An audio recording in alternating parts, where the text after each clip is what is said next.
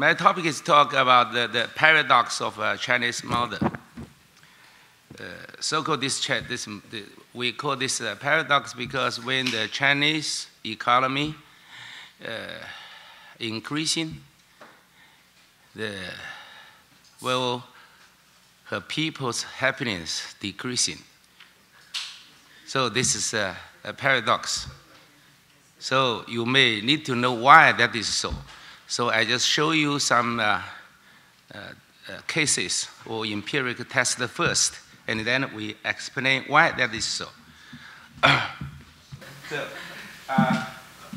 Okay, firstly, I just show the why these cases just to show you the Chinese economy increase very fast, and at the same time people's happiness decreasing also fast. Okay, so that's a paradox. So and then when you find this, and then we will know why that is so. That's our paper's purpose. Okay, we use it. Our paper is to investigate why that is so. Okay. So firstly, we can see here average GDP annual growth rate. That I don't need to mention that everyone knows what's happened in China. Okay. When I came to New York about 18 years ago, I saw the building. It's the same as today. But if you go to Beijing, Shanghai, Guangzhou, Shenzhen, if you go today you find this and tomorrow different. Change every day. So Chinese economy, definitely Chinese economic performance, I think that at this stage, definitely better than USA, I think so. But if you see, if you talk about the happiness, American much happier than Chinese. This is you find this. This is from the poor Gallup poll published in 2010. Okay, the global happiness survey shows that only 12% of Chinese people consider themselves happy life. Up to 71% of respondents say their life difficult. 17% say their life miserable. Okay, and in contrast, only 38% of Americans say their own life difficult. As many as 59% of the respondents say their life happy. So if you ask me if for the happiness, I'm willing to stay in New York. Okay, but for economic growth, I'm willing to stay in Beijing. So what is your choice? Okay, so I find when the people look something in the distance, you always find that it's beauty. When you look at the very close and always ugly.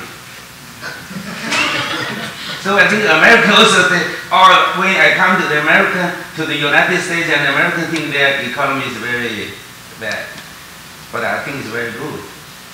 So many Chinese, they are, appreciate the American, and they like the United States, and there's so many the Chinese rich people, they immigrate to America, to the United States. So that's so from this, this time we talk about what is happiness. I don't know what is happiness. You change the place, you feel happy.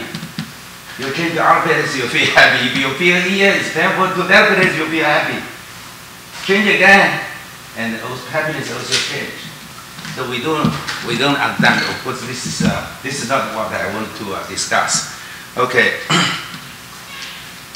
So these cases just show that the Chinese economy really increase very fast, grows very fast, and improve a lot. This is you can see this. So now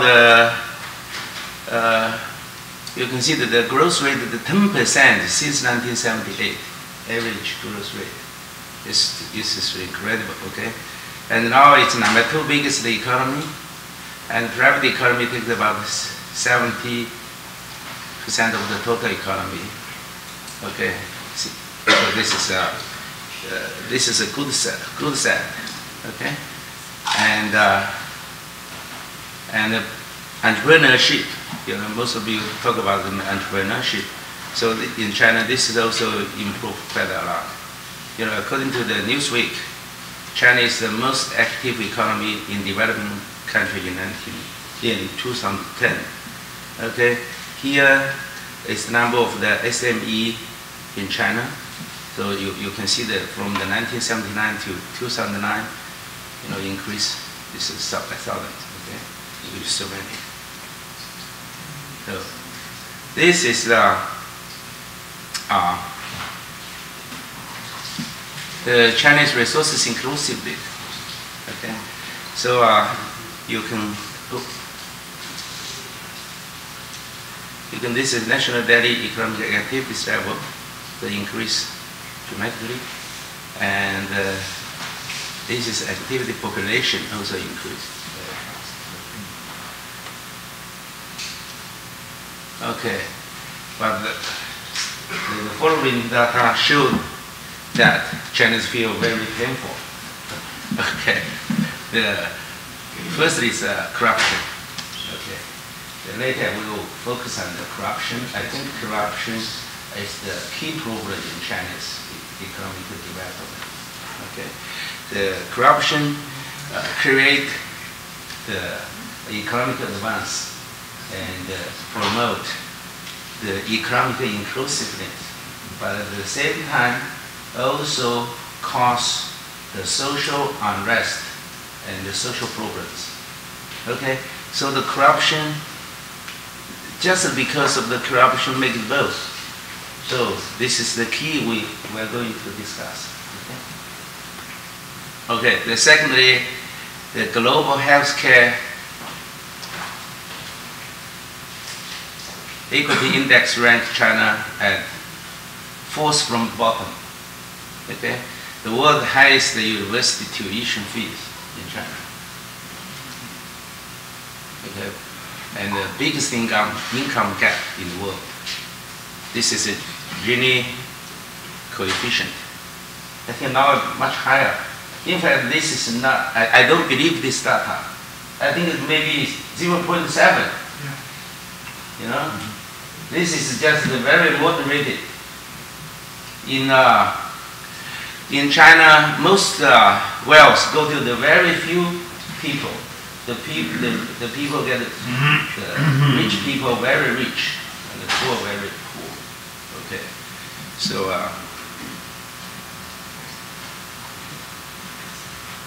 China is also second global tax burden. This follows from the tax misery index of China is 159 in 2009. Okay, it's number 2 in the world. Also, this is the number of the mine accounted for 80% of global debt. It's terrible. It's 40 times than developed countries. Okay, highest administrative cost in the world. Okay.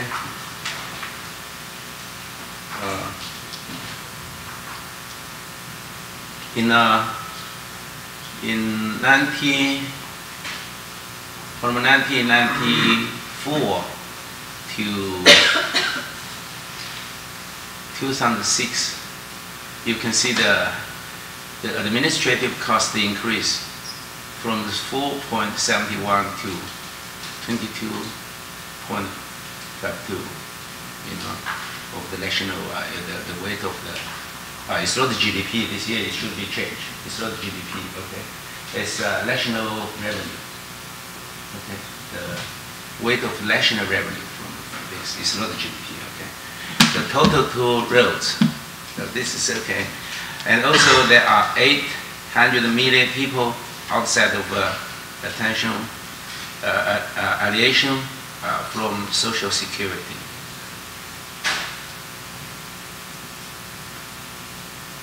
Sustainable, the development. This many for the rapid economic development rely on the faster consumption of natural resources. You can see here, this should be the talk about this 2006. In 2006, China at that time produced about more than 6% of the GDP in the world, but the consume 66% of GDP in the world, and consumed 36.4% of the steel of the whole world. Okay, and energy 15.9 energy consumption of whole world. Okay, and the cement is 51.7%.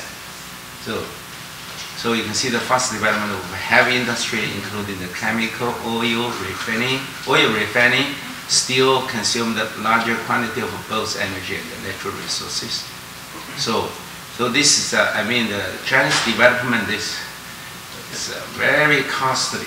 Okay, damaging the environment. Okay, that's what I just mentioned.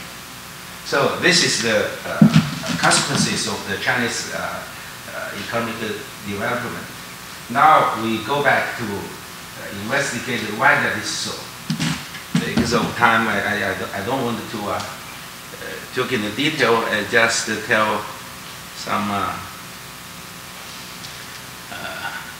key points.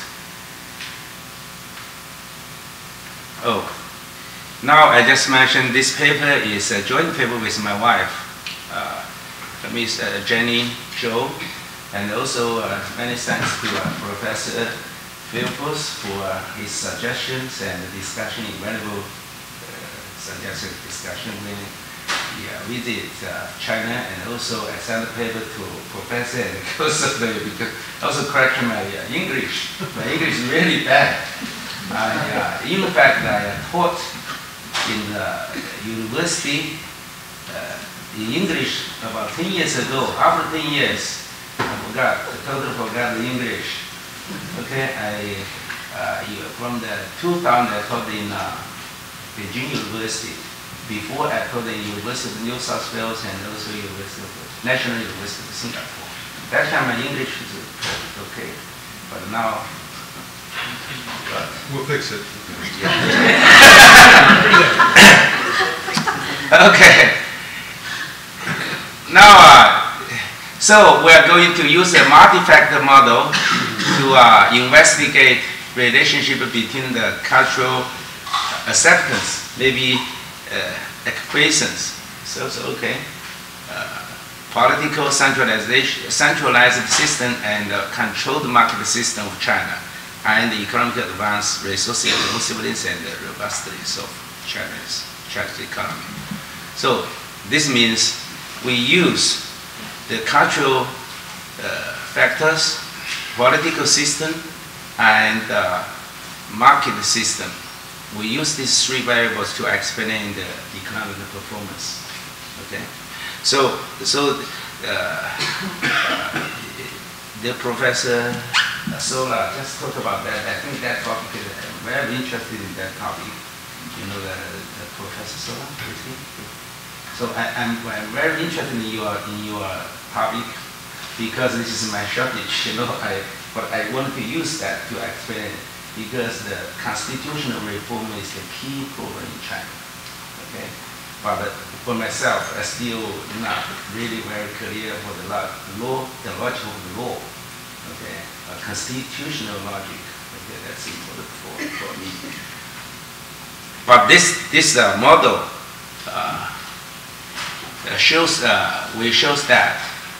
we show that the Confucian values, centralized system, and controlled market economy of China lead to a paradox between the economic advance, resources inclusiveness, and the robustness of Chinese economy.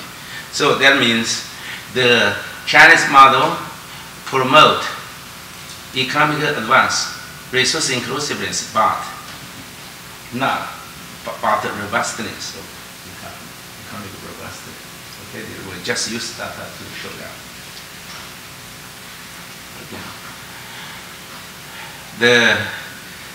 We also show that corruption is the root cause of both economic prosperity and the social problems of this model. The, the corruption create both, cause the both result. Okay. If China does not fundamentally restructure its cultural values and the political centralized system, the Chinese model will lead to a chaos.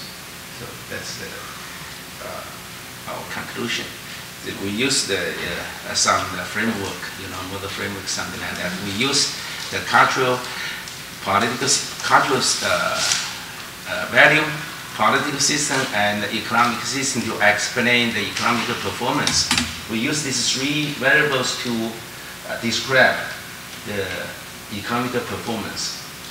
And this is something very similar to new institutional economics. New institutional economics use the institutional factors to explain economic performance. But here we, except the institutional factors, we also add the cultural value and also the political system. So this makes this model much more sophisticated. We make this of course, it's very, just like the Professor Fairfax mentioned, that it's too broad. But I think if we want to explain Chinese model, we have to use this. The logic here, in fact, is very, very simple. Since the opening policy and economic reform, the Chinese,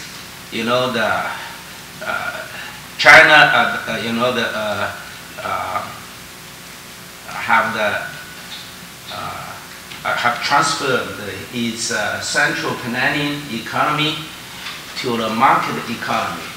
The market economy, of course, the market economy compared to the central planning economy, of course, promote economic advance and economic inclusiveness. This is definitely.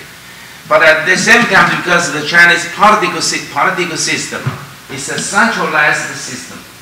So this centralized system, the power controls all the resources, and if the businessman and if the productivity factors, any people, any capital, and any factors to enter the market, they must get approval from the official. Without their approval, you can never go to the market. But if you want to go to the market, you want to get approval from the official, you have to pay. This pay we call as a bribery. They get money, we call it corruption. So this is conditional. With this condition, the official, they have incentive to support you, to support capital and resources to enter the free market, provided you give the money. So they have a big incentive to do that. The strong incentive to support, and of course, the better economic advance, and also economic inclusiveness. But the question is that once they get the money, of course they become the very rich, the rich officials, and also very rich, some businessmen, that they have brokerage, the middleman, they also get very rich. So the money go to these people. They get very, very rich. Very few people get very rich. Of course, it's very unfair. And other people, very poor. And also the tax, very heavy tax. The second tax burden, we just mentioned that in the data. This tax revenue go to the government, and the taxpayer no rights to check the tax revenue. Where they use, we don't know. So this money, we don't know where they go. How to spend, nobody can say nothing. Okay? So these people get very, very rich. So of course, this make the society very unstable. Okay? This big social problems. We just use the data to show that. Okay? It's big problem. So if we wanted to change this situation, we have to. So that's why our Prime Minister Wen Jiabao mentioned that we wanted to make a Chinese economic development sustainable. We have to, reform our political system. So political system become the bottleneck of our economic development. So questions, who do that? If I'm official, hold the political power, I want to reform the political system that within myself. So nobody are willing to do that. If we don't do that, the whole country will finish. Will become a chaos. So we need some people, they just like Washington, okay? They get the power, but actually they give the power to the people. But we don't know who will be that person. So, but currently we look for everywhere in China, but we find nobody to do that. Okay? And now this is cultural. This is even more headache. The Chinese culture is the Confucian culture. Confucian culture, they accept the privilege, unequal rights. And also they accept the winner who violated the rule, game rule. Okay? So if our culture accepts that means they can tolerate this. So it's more difficult to change. If the people tolerate this, if you are successful, no matter what way you get success, we respect you. If you get rich, I say, oh, you're a hero. You get power, we also respect you. But we don't ask what way you get the power and the money. This is very problematic. So, provided we can change the cultural value, otherwise it's difficult to change the political system. If this two cannot change, of course economic development will stop in somewhere, in some time. We don't know when, maybe 2 or 3 years, I think. That's very possible, okay? So, hold the paper, just, talk about this story.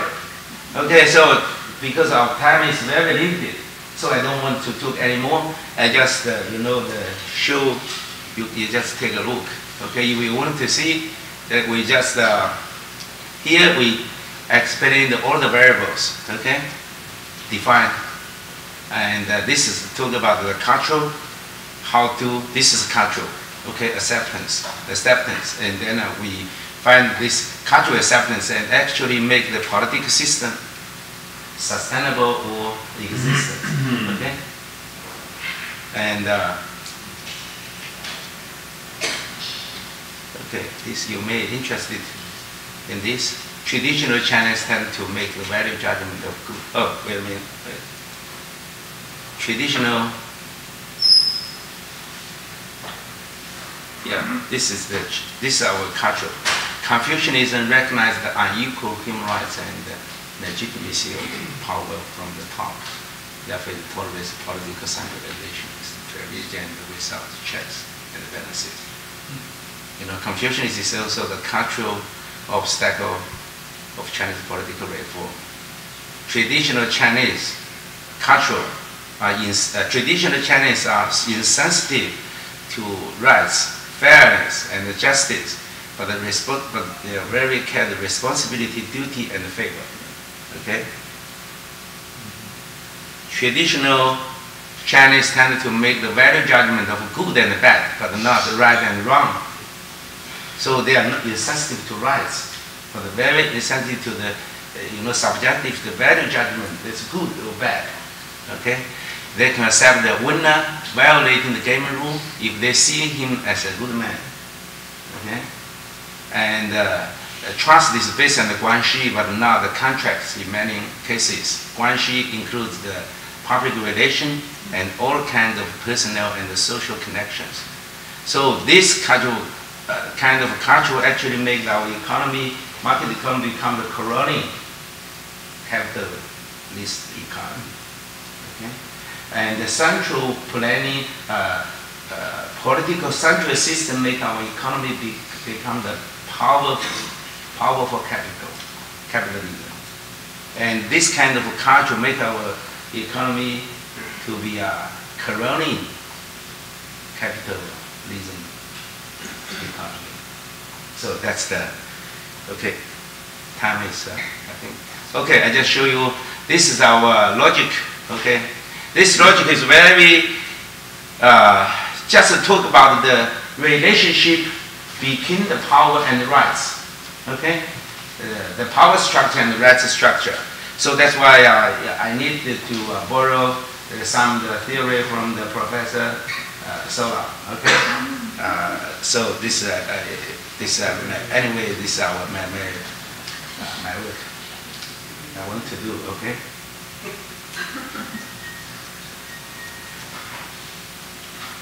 Okay.